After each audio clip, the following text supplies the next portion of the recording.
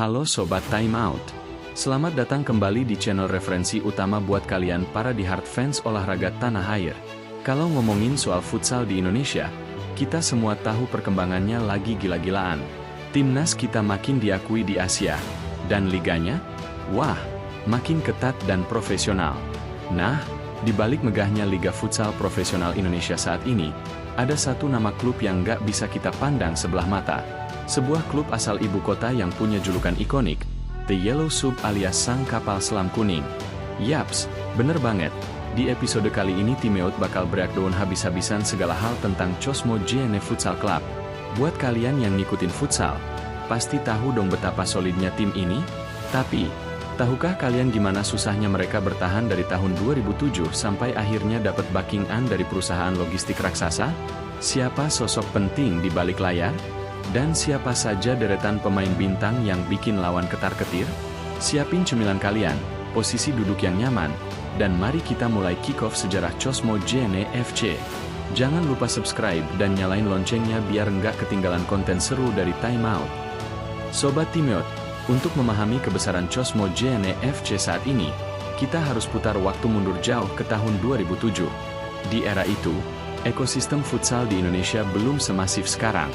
Liga Futsal Indonesia atau IFL baru seumur jagung, tepatnya baru diputar pertama kali pada musim 2006 hingga 2007. Di tengah masa transisi olahraga futsal menuju era profesional itulah, Cosmo FC Jakarta lahir. Berdiri tegak di ibu kota, klub ini didirikan oleh para pecinta futsal yang punya visi jauh ke depan. Mereka ingin membuktikan bahwa anak-anak Jakarta dan sekitarnya punya talenta luar biasa yang bisa bersaing di level nasional. Perjalanan di tahun-tahun awal jelas bukan hal yang mudah. Namanya juga merintis, Cosmo FC harus melewati berbagai fase trial and error. Di dunia futsal Indonesia, bongkar pasang klub, merger, hingga klub yang gulung tikar karena kehabisan dana adalah pemandangan biasa. Tapi, mentalitas The Yellow Sub emang beda. Seperti kapal selam yang mampu bertahan di tekanan laut dalam, Cosmo FC terus bermanuver, beradaptasi, dan konsisten berpartisipasi di kasta tertinggi Liga Futsal tanah air. Mereka membangun fondasi dari bawah, menanamkan filosofi permainan yang solid, dan pelan tapi pasti mulai disegani oleh klub-klub tradisional lainnya.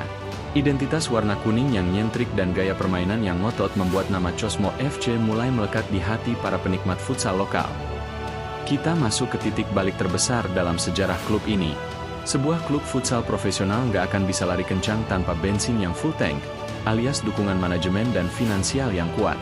Di balik konsistensi Cosmo FC, ada nama Shandy Leonardi selaku co-founder yang sejak awal punya dedikasi tinggi untuk menjaga marwah klub ini. Namun, gebrakan paling viral terjadi menjelang musim kompetisi 2021-2022. Dunia futsal Indonesia dikejutkan saat sosok influencer fenomenal, Akbar Prabaharudin, atau yang jauh lebih kita kenal dengan sebutan ajudan pribadi, resmi turun gunung sebagai pemilik atau owner dari Cosmo FC. Kehadiran ajudan pribadi nggak cuma bawa sorotan media yang masif, tapi juga ambisi besar untuk menyulap Cosmo menjadi penantang gelar juara sejati. Dan boom, langkah strategis terbesar pun terjadi. Pada akhir tahun 2021, raksasa logistik Indonesia, JNE, resmi meminang Cosmo FC sebagai sponsor utama. Sejak saat itulah, nama klub ini bertransformasi menjadi Cosmo JNE FC. Kolaborasi ini bukan sekadar nempel logo di jersey, Sobat Timeout. Presiden Direktur JNE, M. Feryadi Suprapto, dan SVP Marketing Group Head JNE, Eri Palgunadi, punya visi yang sejalan dengan manajemen Cosmo. Mereka melihat futsal sebagai olahraga akar rumput yang sangat digandrungi anak muda Indonesia. Dengan jaringan logistik yang luar biasa luas, JNE menyuntikkan dana, fasilitas, dan moralitas profesional ke dalam tubuh Cosmo JNE FC. Dukungan ini memberikan stabilitas yang luar biasa, membuat manajemen bisa fokus 100% pada urusan teknis di atas lapangan. Dengan amunisi finansial yang kuat, Cosmo JNE FC langsung tancap gas berbenah. Di bawah komando Cesar Silitonga sebagai manajer tim, Cosmo tidak lagi sekadar klub yang ikut meramaikan liga, tapi berubah menjadi ancaman nyata bagi tim-tim sultan lainnya seperti Bintang Timur Surabaya atau Black Steel. Evolusi Cosmo JNE FC sangat terasa dalam beberapa musim terakhir. Kalau dulu mereka identik dengan gaya permainan lokal di bawah asuhan pelatih legendaris Denny Handoyo, manajemen mengambil langkah radikal yang out of the box pada musim 2024-2025.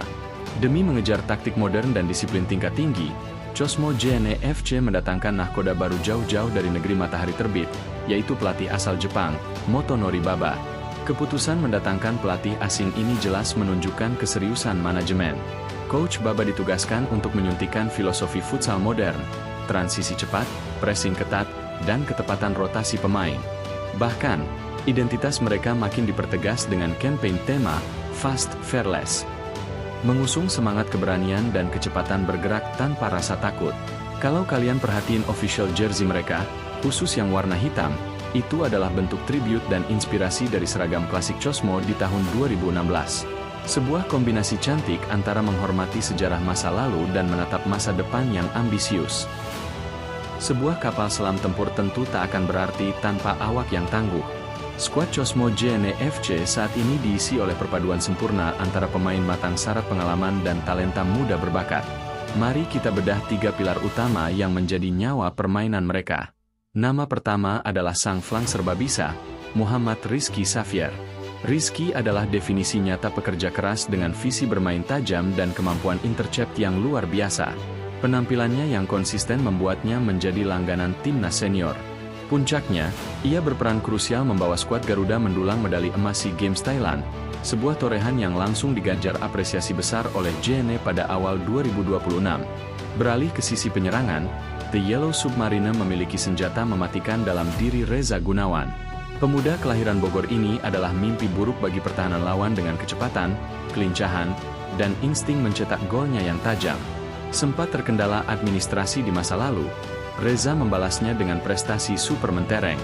Puncak magisnya terjadi saat ia membawa Indonesia juara di CFA International Tournament 2025 Tiongkok, di mana ia memborong gelar MVP sekaligus top skor dengan 7 gol. Namun, Cosmo JNE tidak hanya bertumpu pada bintang senior. Mereka memiliki mata elang dalam membina aset masa depan, dan itu terbukti pada sosok Reyvan Revian Epol.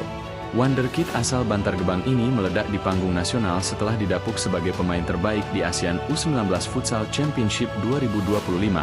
Visinya yang melampaui usianya berhasil mengantarkan timnas U19 ke partai final. Di kompetisi domestik, Reyvan terus menyerap ilmu dan menjadi amunisi mematikan dari bangku cadangan.